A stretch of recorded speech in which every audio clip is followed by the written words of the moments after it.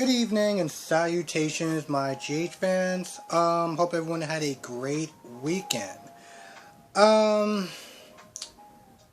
you know what? Let's start off with Cam for a minute.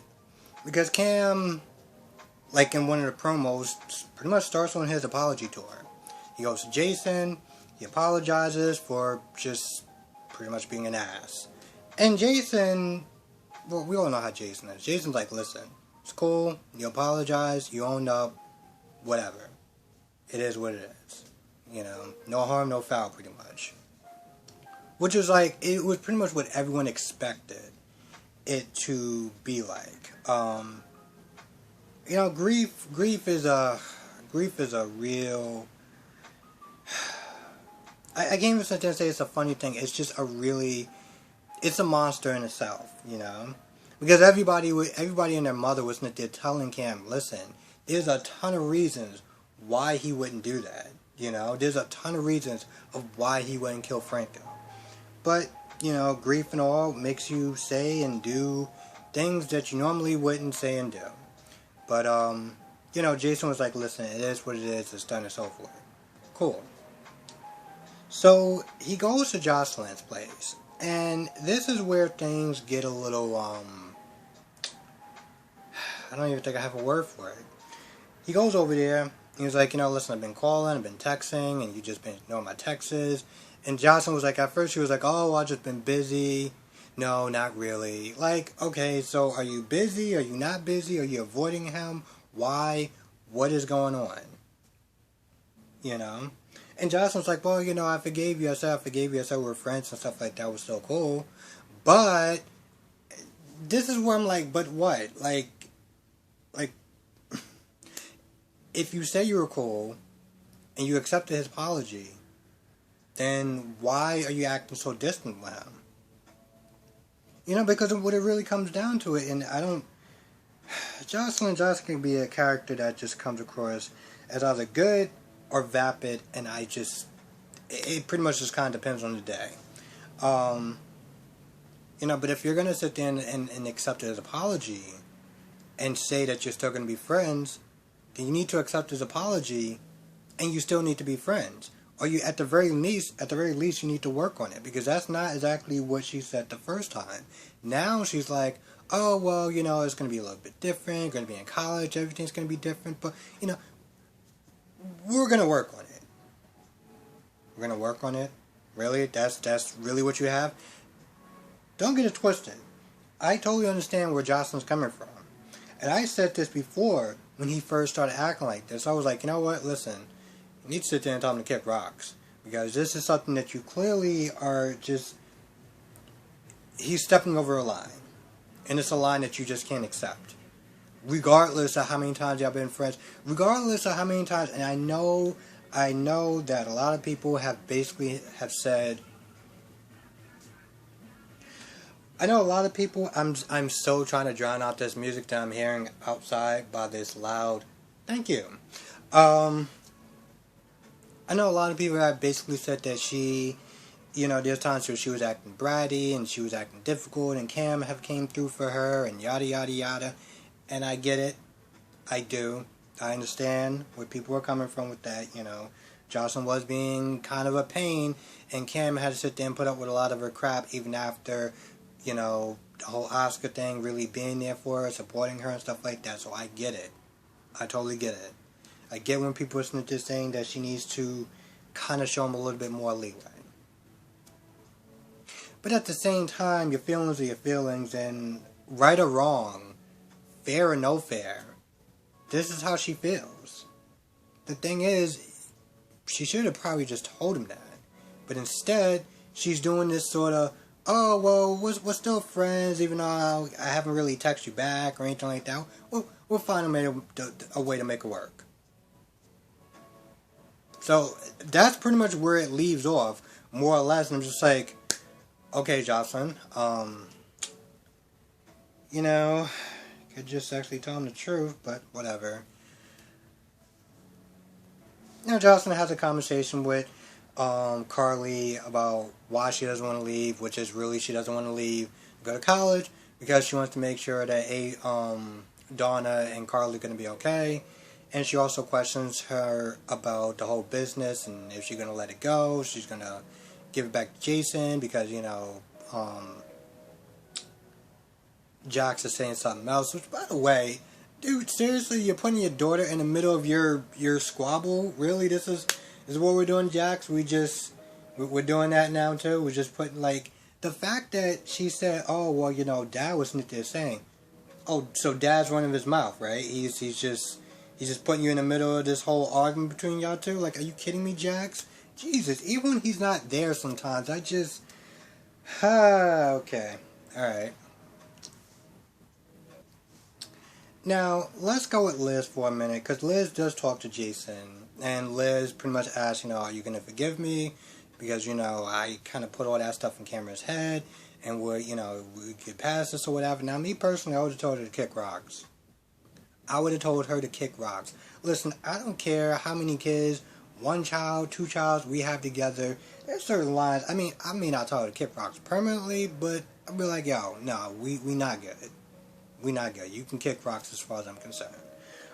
We'll work it out with the kids, but as far as me and you concerned, kick rocks. Because clearly, I do not have Jason's enormous amount of patience. At one point, I don't know if Jason said, we're cool or whatever. I don't remember that part. I don't remember him actually saying, we're good or whatever, but knowing Jason, I don't really think that he actually has to say anything.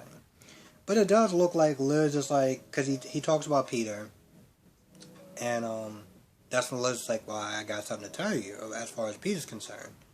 Now, we all know there's a good chance that Liz is not going to sit there and tell Jason, hey, yeah, by the way, me and Finn, we hit a body. It's Peter's body. So, yeah, that's the secret. Because that would be way too easy, and that would be something that people would want. And GH, they rarely do something that people actually want. Like Finn and Liz. By the way, they do wind up saving Chase's life. He does, flatlines, and they bring him back to life. They resuscitate his heart. And then, he gives him the cure. And, at first, Will is like, what's that? What did you just give him? Why don't you let him work and you start asking questions afterwards? Anyway, they give him the cure, and it does work. And, along the lines, Gregory and, Jackie, after asking these stupid-ass questions, they know that Gregory is Chase's real father, and so that's all good and great. Now, Willow does get a chance to talk to Chase, and, he's back on the mend. They even sit there and show the progress report, he's doing good and stuff. So I'm just like, alright, so, now the fun begins. And I mean fun, by you telling Chase that you're no longer into him, and that, you want to be with Michael. Now, I sat there, here's the thing. Up until this whole point, I know a lot of people were sitting there saying that Willow should have told Chase a long time ago, and, should have told him even before he started flatlining a couple of times. I understood why Michael and Willow did what they did. Okay, I understood the lying, I understood the wedding, I understood all of that, okay? Despite the fact that a lot of this stuff just didn't really make a lot of sense, the people and stuff like that, I understand why they did what they did. And in a lot of ways, I actually support why they did what they did to some extent. As far as the lying and wedding and stuff like that. But that's the extent of my willingness to just kind of just go along with this whole charade. Or charade, or whatever you want to call it. Okay? Now, at this point, I'm like, so, I know he's a little kind of sick and stuff like that, but yeah, maybe you should sit there and probably tell him that. Maybe you should sit there and tell him that. What do you think? What do you think? You think you should sit there and tell him now? No? No, we're not going to do that? Okay. Alright, so we're going to... Okay. I get it. He still does look like he's practically a zombie at this point, so I kind of get it to some extent, but, maybe tomorrow or like the next day when he starts to get out the hospital. Man, I'm gonna be honest. If they do not tell this man in the next couple, I'm gonna give them 3 episodes. No, you know what? Counting this episode, I'm gonna give them 2 more episodes. If they do not tell this man in the next 2 more episodes, we're gonna have a problem, okay? Because there's no rhyme or reason why he shouldn't know, okay? The drama or the heat or the smoke and stuff like that is gonna come their way, and they're just gonna have to sit and deal with it. But if that does not happen in the next 2 days, man, I may need a bottle of wine, or I may need something stronger. I guess we'll just wait and see. But yeah, at this point, we're not sitting there saying anything, and of course, Brooklyn's there, and Valentine's there, and, they all know the good news. Now, pretty much, Brooklyn's like, so, yeah, the only thing that's problem is that, you and him are still kind of together, and, he doesn't know, so, when are we going to get on that? Now, speaking of other things that's just kind of falling apart, hopefully they fix this part. The other things that's falling apart is Maxie. Maxie is a character that will either do something really smart or something really stupid, and you're just like, alright, Maxie, which way are we going today? Okay? I mean, Levi. Remember that? Remember that fiasco? Remember that disaster? Yeah. Not so good times. So, Maxie wants to see, she wants to see a child, and I get that to an extent, but Brooklyn's like, we can't do that, because, this is your plan, and, Peter could be just anywhere at any point in time. I mean, the whole point, she keeps saying, well, I want to see it. Let's meet at the park. Let's meet somewhere. I'm like, Maxie, this was your goddamn idea. What are you doing? Why are you straying away from the plan? Here's the thing. Maxie at one point was like, I want to sit there and have my child be taken far away, like Spinelli or someone, go to Sydney or wherever. Now, that was going to be a devastating distance, okay? You actually have your child a lot closer. Listen, I'm not a mother, so I cannot sit there and say as far as, a bond between, a child and a mother. But I will sit there and say is that this was your idea, and the fact that, you know where your child is at, who is actually, holding your child and protecting your child, and the reasons why, because once again, this is your idea, then why do you keep sitting there trying to mess up the damn plan? Why? I don't understand that. That literally makes no sense. And I'm not gonna lie, she just started to irritate me. Listen, I'm. This is actually me trying to give her some leeway because she's a new mother, because she's bonding with her daughter and she wants to be with her daughter, and I give her that. But, bro, it hasn't even been that long. You know where she's at. You want to risk the plan now? Like, you can't be this. So of course, Sam is coming in. She's there talking to her for a little bit. Dante comes in. Dante's like, listen, that fake nurse or whatever is dead, but we got a phone, and we're looking through her phone records now, and we'll find a lead. Max, you remember you made that call to Brooklyn? Yeah, me too. I mean, to be honest, I guess there was really no way. Like, I give her that, because there was no way she was going to be able to dispose of the phone and everything like that, and just giving birth and all that. I get it. So I give her that, but at this point, this plan is just falling apart. And it's falling apart for so many reasons, and not just her, but she's not helping. Of course, she goes to the Quartermaines to go see the baby, which Olivia's there, and she's all like, oh, yada, yada, yada, talking, and, like, hey, listen, I got her a baby gift. Can you take a picture and send it to me? And Olivia's like, oh, my prayers will be with you that, you be reunited with your child again. I'm like, Olivia, you don't find this kind of strange that she just lost her child, and she is just kind of like fawning over this other child and giving her presents and stuff. Nothing is striking you kind of odd about this. Olivia, you just... Oh my goodness, okay.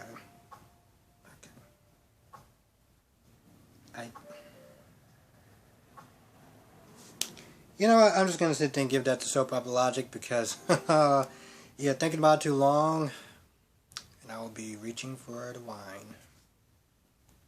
Oh, let's talk about this insufferable jackass known as Nicholas. What the hell have they done to this character? I don't remember him being this... I don't know if he was just coming across as annoying or just stupid or something. They go into Metro Court with Avery and Ava, and why would you name your daughter like that? Like a name that's so similar to yours. I don't understand that. But anyway, they go in with her child or whatever, and Avery brings out a bear that has Ryan's voice. So they call the cops and listen to saying, "Oh, it's Ryan, it's Ryan, it's Ryan." I'm like, how is that even... They're watching him 24/7. You keep saying it's Ryan. I don't know. After a while, it just got kind of annoying. I understand. You know, Ryan has fake stuff before. He's done the impossible. So, to some extent, I can give her some credit, I guess. But who comes in first? Oh, I don't remember who comes in first. I think Dante comes in first, and, you know, Nick's like, oh, well, you know, we came to this hotel because you said we should come to this hotel, and now we're still sitting there being stalked, and everything like that. So, like, what is your plan now? I was like, sweetheart, he also told you to separate from Ava, and you didn't do that. So, and also, you know, no plan is actually foolproof.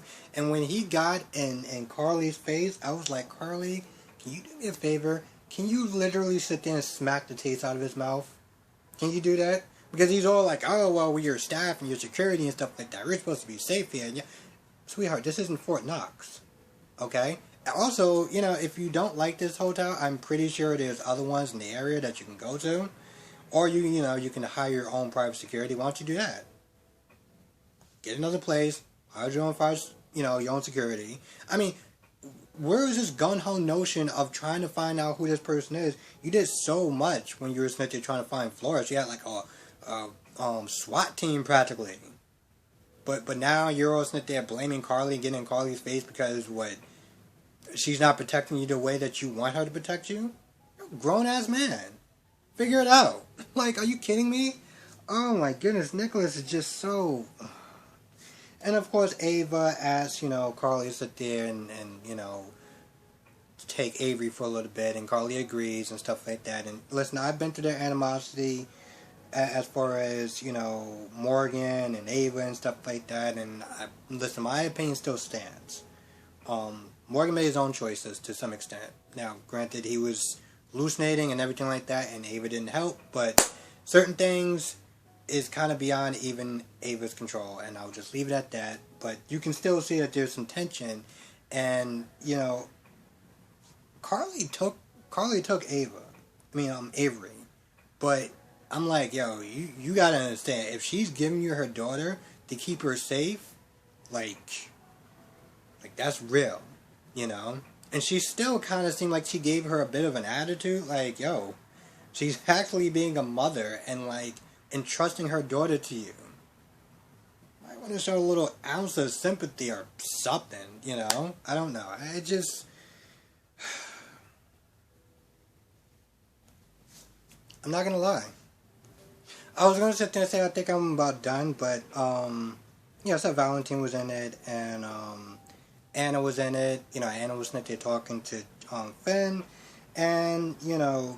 And it was like, listen, at the end of the day, you're the one that found the antidote, not Peter, so he doesn't have a hold of you. But Finn was like, yeah, well, given what he's done, he's always going to have a hold of me. So, besides that, I don't really feel like Anna did too much in this episode, to be honest. I'm just going to be real. She was just kind of there to be there. But I wanted to mention her because I was like, there's somebody else who I didn't sit there and talk about. And I think I said Gregory and Jackie were there. Anyway, if I miss anything, please write down in the comment section below. With that being said, I'm going to go. Thank you for watching. Be safe. See you in the next video.